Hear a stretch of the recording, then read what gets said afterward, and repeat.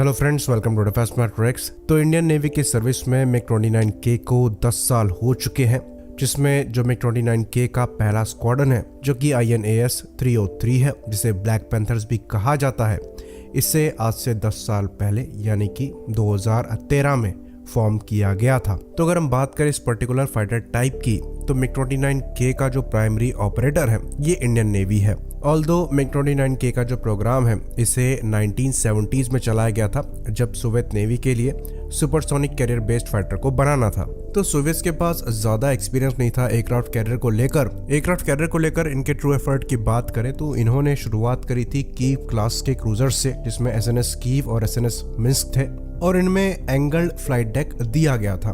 तो उस समय जो एयरक्राफ्ट यहाँ से यूज किया जाता था ये याक 38 फोर्जर था, जो कि एक वी-स्टॉल प्लेटफॉर्म था और सोवियत यूनियन का ट्रू सेंस में एकमात्र वी-स्टॉल प्लेटफॉर्म इसे हम कह सकते हैं। आगे चल के ये प्लेटफॉर्म F-35 के लिए इंस्पिरेशन बना।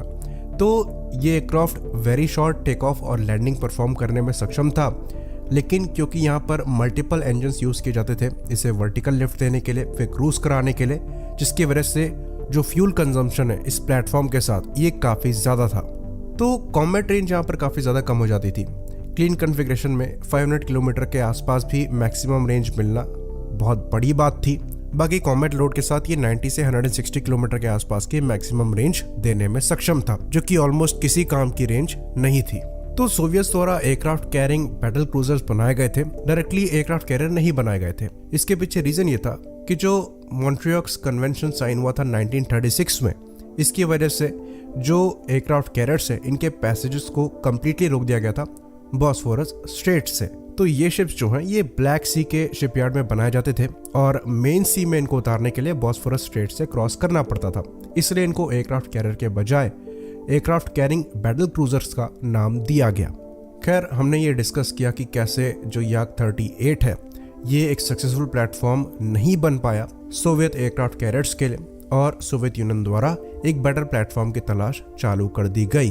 तो जब सोवियत नेवी ने एडमिरल कुजनेट्सोव एयरक्राफ्ट कैरियर बनाया तो इससे ऑपरेट करने के लिए एयरक्राफ्ट की तलाश चालू हुई और अल्टीमेटली Su-27K को यहाँ पर चूज किया गया, जो कि Su-33 के नाम से भी जाना जाता है। लेकिन इसका राइवल था मिग 29K, जिसका जो प्रोटोटाइप है इसको मिग 29KVP कहा जाता था, और इसने अपनी फर्स्ट फ्लाइट 1982 में करी थी। तो ग्राउंड बेस्ड फैसिलिटी में कई ट्रायल्स इस प्लेटफॉर्म के किए गए और इस प्लेटफॉर्म में नॉर्मल मिग 29 के कंपैरिजन में ज्यादा स्ट्रॉन्गर अंडर कैरेज दिया गया, साथ में रीइंफोर्स टेल सेक्शन दिया गया जहां पर अरेस्टर हुक लगा।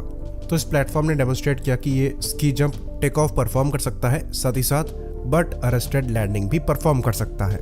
पर जो मिग 29KVP था, जो कि ट्रू सेंस में पहला प्रोटोटाइप कह सकते हैं, ये बेस्ड था फर्स्ट जनरेशन मिग 29 पे, जो कि हमारी एयरफोर्स द्वारा यूज किए जाते हैं, जिनको अभी UPG में अपग्रेड किया गया है। वहीं पर जो मिग 29K है ये बेस्ड था मिग 29M पर, जो कि सेकेंड जनरेशन मिग 29 कहे जाते हैं। तो मिग 29K में फोल्डिंग विंग्स वगैरह दिए गए और मिग 29M से यहाँ पर monochrome display, hands on throttle and stick control, साथ ही साथ नई एयर टू एयर मिसाइल्स और ज्यादा हार्ड पॉइंट्स इसने बोरो किए। तो मिग 29M में कुछ मेजर चेंजेस थे मिग 29 के कंपैरिजन में। इस पर हमने डिटेल वीडियो बनाया हुआ है, जिसका लिंक आपको ऊपर दिखाई दे रहा होगा। तो मिग 29K की जो फर्स्ट फ्लाइट है ये 1988 में हुई थी। तो 1989 में मिग 29K ने पहली एयरक्राफ्ट कैरियर लैंडिंग और उसी दिन टेक ऑफ भी परफॉर्म किया, और उसी दिन Su-27K ने भी लैंडिंग और टेक ऑफ परफॉर्म किया था। तो सक्सेसफुल ट्रायल्स के बाद भी इस प्रोजेक्ट को होल्ड पे रख दिया गया, क्योंकि सोवियत यूनियन जो है ये कोलैप्स हो गया था और अल्टीमेटली Su-33 को रशियन नेवी ने चूज कर लिया। पर फिर भी मिकोयान ने मिग 29K पर काम करना जारी रखा। तो मिग 29M के डिजाइन को और भी बेहतर बनाया गया। मिग 29M2 में फर्दर डिजाइन चेंजेस किए गए, जो कि अब ट्विन सीट वर्जन बन चुके थे, और इन पे नया मिग 29K बनाया गया। तो इंडियन नेवी ने एडमिरल घोषकोव जो है 2004 में खरीदा और उससे ऑपरेट होने वाले एयरक्राफ्ट को भी रशिया से ही ऑप्ट करने का फैसला किया। तो इंडियन नेवी द्वारा तब Su-33 और मिग 29K दोनों को लेकर विचार किया गया, पर अल्टीमेटली मिग 29K को चूज किया गया क्योंकि इसका साइज छोटा था, इसलिए जो INS विक्रमादित्य है ये ज्यादा एयरक्राफ्ट कैरी करने में सक्षम रहता। तो मिग 29K में मॉडिफिकेशन किए गए। यहाँ पर एक बेहतरीन मल्टीमोड रेडार लगाया गया जो कि जूक ME था। उसके बाद फिर RD-33M के इंजन्स लगाए गए जो कि थोड़ा ज़्यादा पावर प्रोड्यूस करते थे, फटैक कंट्रोल के साथ आते थे, ज़्यादा रिलायबल थे और कैरियर ऑपरेशंस के हिसाब से मॉडिफाई किए गए थे। बाकी जो MiG-29K है, यहाँ 4 channel digital fibre wire control system मिल जाता है जो कि नॉर्मल MiG-29 में मिसिंग है। बाकी टोटल 13 हार्ड पॉइंट्स MiG-29K में है, जबकि पुराने MiG-29 में खाली 7 ही हार्ड पॉइंट्स हैं। वैसे देखा जाए तो MiG-29 में टोटल 9 हार्ड पॉइंट है, पर मल्टीपल वेपन कैरिंग रैक को यूज करके इस 9 को 13 बनाया जा सकता है। तो यहाँ पर जो कॉकपिट है ये भी कंप्लीट ग्लास कॉकपिट है। साथ ही साथ यहाँ पर हेलमेट माउंटेड डिस्प्ले को भी दिया गया है, जहाँ पर हम French top side helmet mounted display को यूज करते हैं। बाकी यहाँ पर जो जीपीएस रिसीवर है ये फ्रांस से ही आता है, इसे सिग्मा 95 कहते हैं। बाकी यहाँ पर ऑनबोर्ड ऑक्सीजन जनरेटर भी दिया गया है और जो रेडार है जो कि ज़ूक एमी है, ये 120 किलोमीटर की रेंज में 5 मीटर स्क्वायर आरसीएस के टारगेट को डिटेक्ट करने में सक्षम है। साथ ही साथ ये एयर टू सरफेस मोड में एक टैंक को 25 किलोमीटर की दूरी से देख सकता है और एक ब्रिज को करीबन 120 किलोमीटर की दूरी से देख सकता है, और जो नेवल डिस्ट्रॉयर्स हैं इनको 300 किलोमीटर की रेंज में देखने में सक्षम है। तो ये एक डिसेंट रडार है, लेकिन फ्यूचर में इसे रिप्लेस किया जाएगा एक AESA रडार से, और मोस्ट प्रोबेबली ये उत्तम का ही कोई वर्जन हो सकता है। बाकी वेपन कैरिंग कैपेसिटी की बात करें तो ये 4500 किलोग्राम के वेपन्स को कैरी कर सकता है अपने 8 हार्ड पॉइंट्स में, जो कि एक डिसेंट लोड है।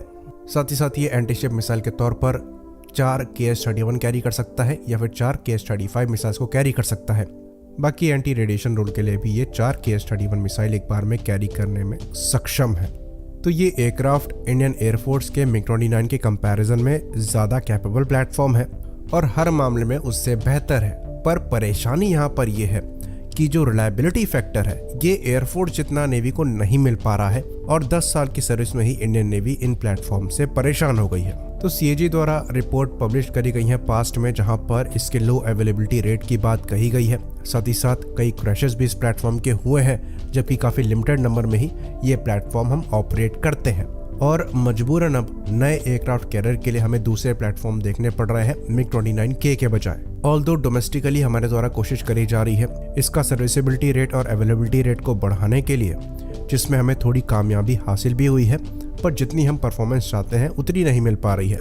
हाँ, ये एयरक्राफ्ट अगर फ्लाई करे तो बहुत कैपेबल है, पर यहाँ पर जो कैच है वो ये है कि अगर ये प्लेटफॉर्म फ्लाई करे तो फिलहाल के लिए इसके 2 स्क्वाड्रन है, एक INAS 303 जिसे ब्लैक पैंथर्स कहा जाता है, दूसरा INAS 300 जिसे व्हाइट टाइगर्स कहा जाता है। तो जो ब्लैक पैंथर स्क्वाड्रन है ये INS विक्रांत से ऑपरेट किया जाएगा कुछ समय के लिए, जिसके बाद इन प्लेटफॉर्म को रिप्लेस कर दिया जाएगा MRCBF प्लेटफॉर्म से, जो कि रफाल या फिर FA-18 सुपर हॉर्नेट में से एक हो सकता है। तो फाइटर एयरक्राफ्ट के हिसाब से 10 साल की सर्विस कोई बहुत ज़्यादा नहीं होती है, पर ये नेवल प्लेटफॉर्म है, तो जो एयरफोर्स के वर्जन्स हैं उनके कंपैरिजन में इनकी सर्विस लाइफ थोड़ी कम होती है, पर 10 साल नहीं होती है। तो ये प्लेटफॉर्म अब 5 से 10 साल और चल सकते हैं, और फ्यूचर में इन्हें TDBF से रिप्लेस किया जाएगा, जिस पर काम अभी से किया जा रहा है। आई होप इन्फॉर्मेशन यहाँ पर क्लियर रही हो। इसी बात पर इस वीडियो को ख़त्म करेंगे। लाइक करिए, सब्सक्राइब करिए। जय हिंद।